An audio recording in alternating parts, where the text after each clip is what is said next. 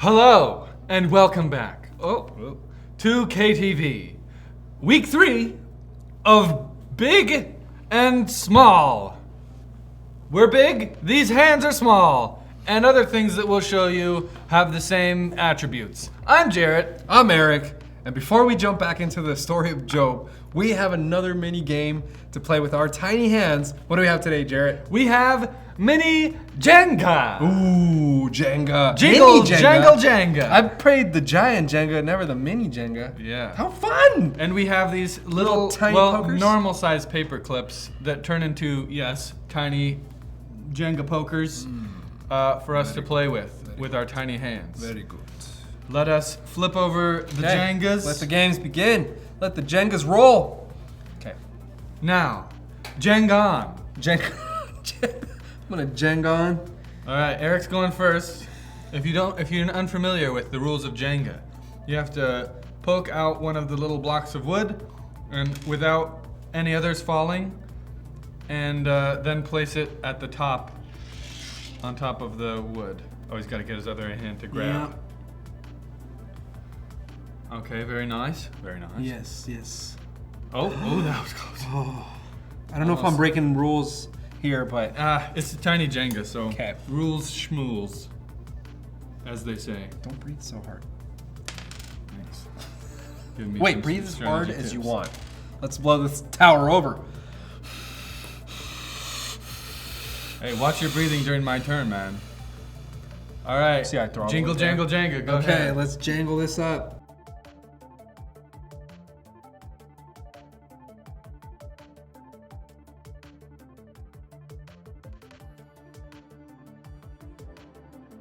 And Jarrett, I went for like a minute and a half. Oh, what happened there?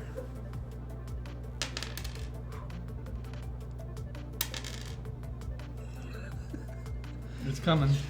So, how cool is this? Turn to your neighbor and let them know. On a scale of 1 to 3, 3 being the coolest. How cool is this?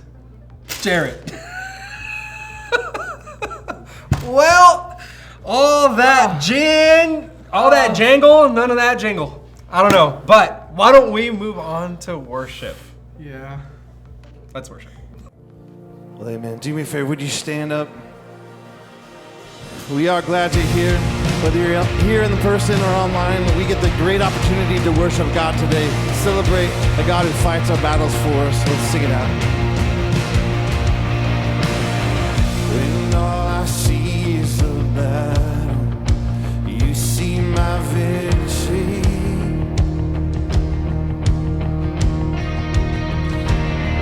When all I see is a mountain, you see the mountain move. And as I walk through the shadow, your love surrounds me.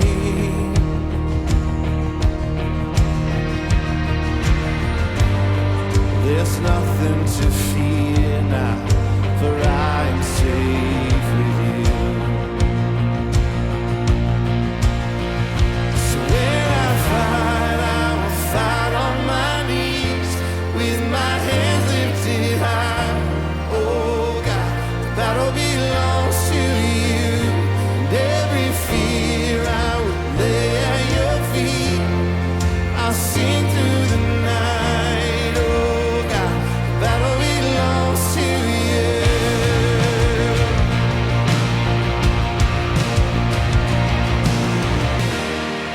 And almighty fortress, you go before us. Nothing can stand against the power of our God. You shine in the shadow, you win every battle. Nothing can stand against the power of our God. An almighty fortress, you go before us. Nothing can stand against the power of our God. Shine in the shadow, you win every battle. Nothing can stand against the power of our God.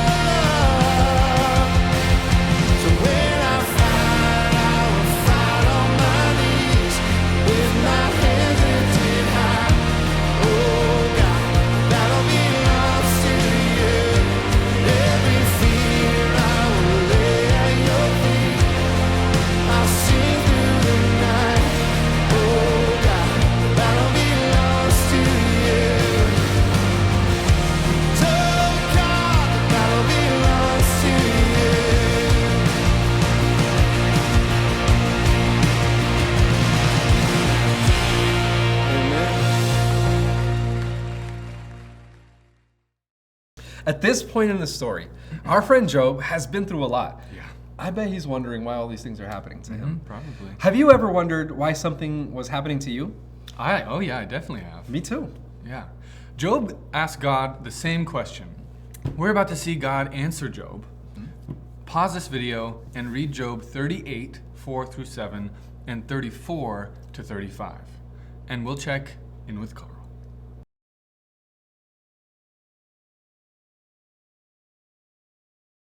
Oh, hey kids, welcome to Grow TV. Welcome to Grow TV.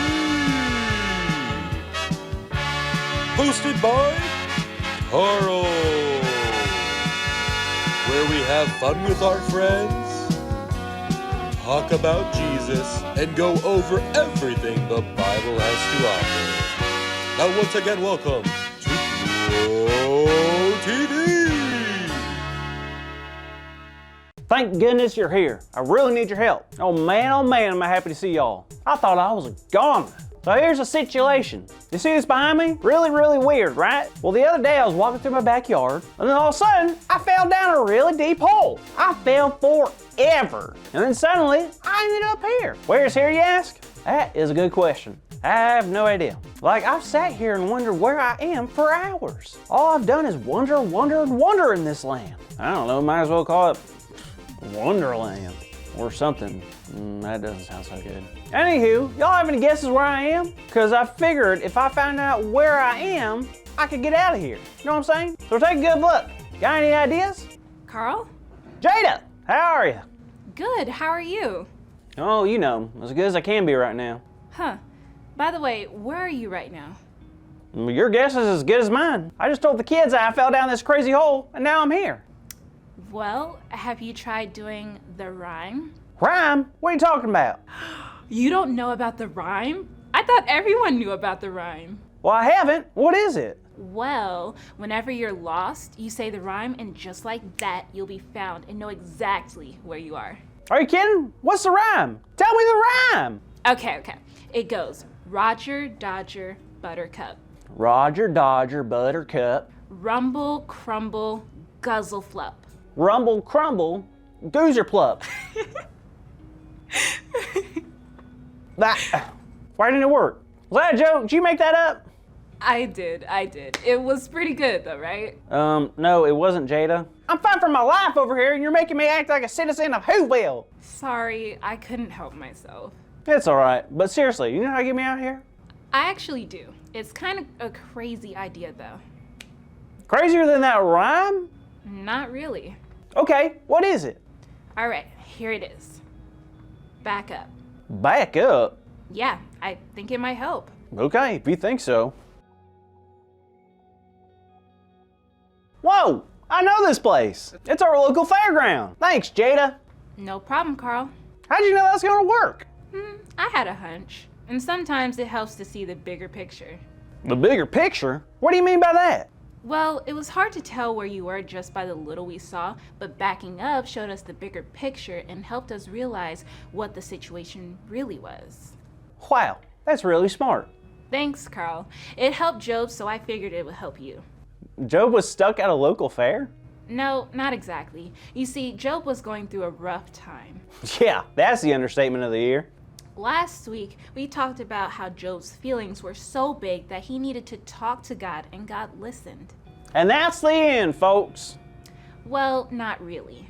What? What more could have happened? Well, what happens when we usually talk to someone? They talked back. That's right. And guess what? God talked back to Job. After Job told God all about his big feelings, God had a very big message for Job. Let's read what God says. Where were you when I laid the earth's foundation? Tell me, if you understand. Who marked off its dimensions? Surely you know. Who stretched a measuring line across it? Oh, what were its footing set? Or who laid its cornerstone? While the morning stars sang together and all the angels shouted for joy. Uh-oh, someone's in trouble.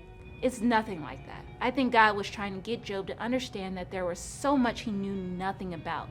God asked Job more things like, can he talk to the clouds or send lightning bolts or provide food for all the animals? Okay, well the answer is no. Job couldn't do any of that, right? No, Carl. No human can do any of those things. Aha! That explains everything. It does? Not one bit. Explain it, please. Okay. Well, think about it. At first, Job continued to praise God even though all these bad things were happening to him. So Job had talked to God about everything in his life that was going wrong. He was upset with the situation he was in right now, but God wanted Job to see the bigger picture. How would God do that? Well, you just heard it in God's own words. Huh. To be honest, it sounds like God was playing 20 questions. But really, God was helping Job get another view. God was reminding Job who created the universe, who provides for the animals and makes sure the birds of the air are fed. It's God, always has been and always will be. Oh. If God can do all of those things that we can't do, not even a little, it shows us that God is able to do anything. That means even our biggest problems won't be a problem for God at all. So we have to trust that God can take care of it. We have to look at the bigger picture. This world and our lives aren't about us. It's about loving God and loving the people God has created. I couldn't agree more. I love that God can see the bigger picture, so we can too.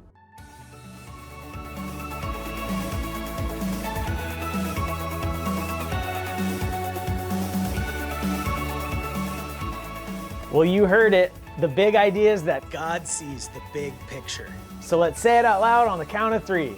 1, 2, 3. God sees the big picture. Good job, everybody. So make sure you tune in next week to hear more about Job's story and to hear what Carl's been up to. See you then. Thank you for watching, and tune in next week for a new episode of Bro TV. You know what I noticed? No, what? God doesn't actually answer Job's question. Why do you think that is? I don't know. I think by asking Job these questions, God is allowing Job to realize that he may not have the same view as God. Yeah. Job only sees a small part of the whole picture. God is big and powerful and makes all the pieces of our lives come together, just like a puzzle. Even our biggest problems aren't too big for God, so we can trust that God will take care of it. Yeah. Job asked God questions. Are we allowed to ask God questions? Yes! I mean, God listens to us no matter how small the question. But sometimes when God answers our questions, it may be to show us that we're not seeing things the same way God sees them. So, and that's what God did with Job. Have you ever asked an adult a question and heard them answer, "Because I said so"? Oh, yeah. Yeah, sometimes our parents, teachers, and other adults in our lives can see a bigger picture than we can. It might seem strange when grown-ups don't supply a good enough reason, in our opinion anyway, but the people who care about us give us instruction meant to help us and protect us. God doesn't tell us because I said so, but sometimes the things that God wants us to do are maybe a little bit mysterious. But even when we don't fully understand, we can trust and obey because God sees the big picture when we only see a tiny part. Yeah, we have to try and look at the big picture like God does. This world and our lives aren't about us. It's about loving God and loving the people that God created. Take some time as a class to discuss our story.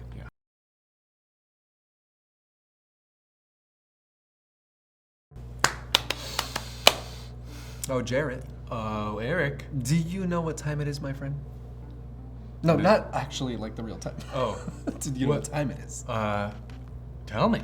It's consequence time, man. Oh. We're gonna spin this. You said that so excited. Well, I thought it was gonna be fun. Sorry, let me retry. Okay. Do you know what time it is?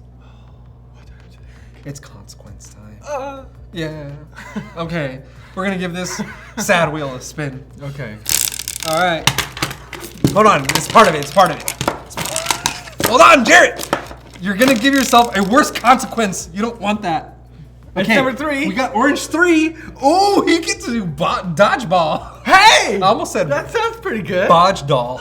That would not have made any sense, huh, kids? No, that's not a real You thing. get to do dodgeball. Dodgeball. All right, guys. So I know that we said that the consequence was going to be dodgeball, but because we're in a big, small series, we're going to use this ball to get Jerry. All right. Hey, Jerry! Huh? Touch this! Oh! I didn't do very good.